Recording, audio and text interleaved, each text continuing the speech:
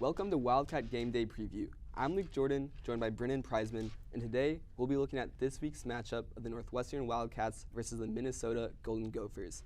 Now, Northwestern is coming off arguably its most exciting game of the season, going toe-to-toe with the second-ranked Ohio State Buckeyes, ultimately falling in the end with a score of 21-7. Now, Brendan, what are your takeaways from Northwestern's performance last Saturday? Well, I'd say the first thing is the passing defense. Admittedly, a lot of credit has to go to the gale force winds that were blowing around Ryan Field, but the secondary did an incredible job on C.J. Stroud, who had arguably the worst performance of his career last Saturday. 10 of 26 for 76 yards, no touchdowns. Just an awful day for the former Heisman frontrunner. His longest pass went just 15 yards. Cam Mitchell had 3 pass breakups to add to his total of what is now 7 on the year, leading a very solid secondary that shut down an Ohio State offense that nobody else except for top 25 ranked Notre Dame has done. Held them to 21 points there, tied for the lowest total the Buckeyes have scored all year. The only other time they did that was, as I said, against Notre Dame. And then on offense, of course you got to talk about Evan Hull, the main man for this Wildcats team and probably the best guy on there. 30 carries, 122 yards, and a score. He was the main source of offense on a day where there wasn't much going elsewhere.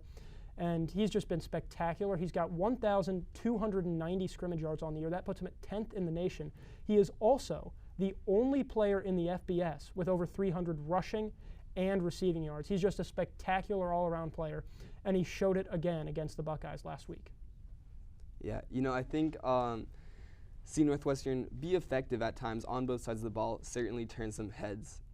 But now tell me, do you think the same success will continue against Minnesota? Well, I think that it could continue, but it's going to have to be in different ways. I doubt the wind will be as bad in Minnesota as it was last week here at Ryan Field. So that means Brendan Sullivan is probably going to have to throw the ball a little more than 14 times.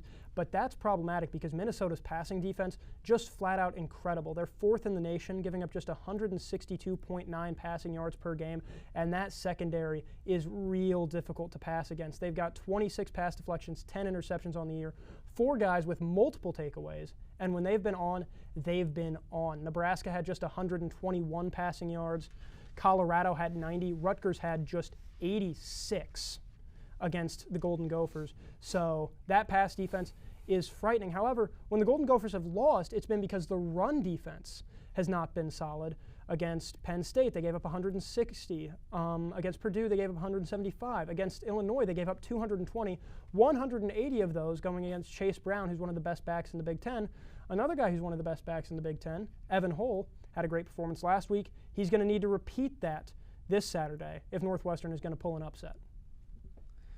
That's true. That Minnesota pass defense certainly is formidable. It'll be the highest-ranked pass defense Northwestern has faced all year. But now you've given an overview of both sides of the ball. Tell me, are there any one-on-one matchups you'll be looking at? Well, we haven't really talked about Minnesota's offense, which I think is a little unfair to Mo Ibrahim, one of the best players in the Big Ten, period. Got over 1,000 yards, 1,083 to be exact, 15 touchdowns on the year. Those marks are 8th and 3rd in FBS, respectively.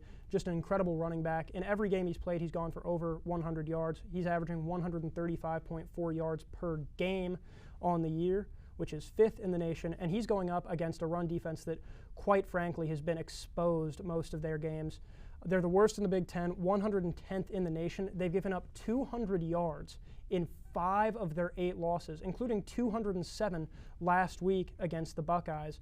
But in their lone win this season in Ireland against Nebraska, they gave up just 110. So that rush defense is going to have to be there. And for that, look to Bryce Gallagher, the Cats' leading tackler. He's got over 80 tackles already this year. Xander Mueller, who's got 71, could also be a big factor in shutting down Ibrahim. And then for Northwestern's offense versus Minnesota's defense, I think Malik Washington is going to have to play a big role. He's got 49 catches on the year for 519 yards. But Terrell Smith, one of Minnesota's best defensive players, will be all over him all game. Smith has 28 tackles on the year, 2 picks already. That Washington-Smith battle should be fun to watch. But if Washington can win a few of those and get some deep shots that have been sorely lacking in this Northwestern offense so far this year, the Cats do have a chance to pull a shocker. Well, certainly a whole lot to look for this weekend. Now, with all that being said, tell me, what's your prediction for this week's final score? Unfortunately, I think it's going to be sort of similar to last week, just with slightly less wind. I've got Minnesota 28, Northwestern 13. I think Ibrahim is just too good for this defense to stop, and I don't think Sullivan's going to be able to find his footing against a real tough Minnesota defense. Yeah, I'm with you. I think that Minnesota will have Northwestern's number in each of those key matchups you mentioned. I say Minnesota takes it 31-14. But now, that's all the time we've had. It's been Luke Jordan with Brendan Preisman. Thanks for watching.